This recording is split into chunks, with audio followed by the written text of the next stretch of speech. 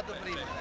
Manifestazione per la statale, per la variante alla statale 12. Qui abbiamo il sindaco di Buttapietra insieme con il consigliere regionale.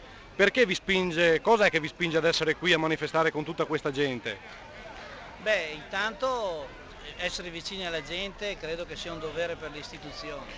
Secondo, confidiamo nel governo, visto il regalo fatto a Catania di 140 milioni di euro, noi ne vorremmo 50 per realizzare una struttura che serve alla gente, a 70-80 mila persone.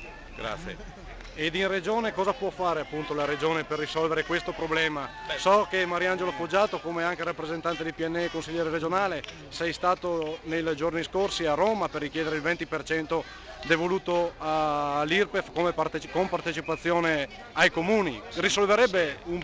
Siamo stati con i sindaci a chiedere i nostri soldi, mica i soldi degli altri.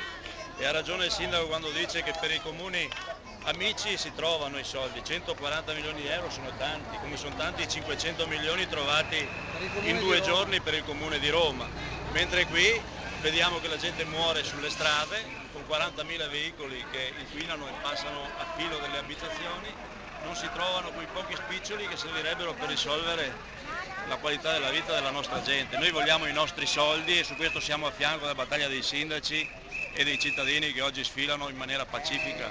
Consigliere Foggiato, e quei 16 milioni di euro che sono stati stanziati per la bretellina in Valpantena, cosa mi dice? Proprio la regione li ha stanziati, perché anche questo è un gioco di amici?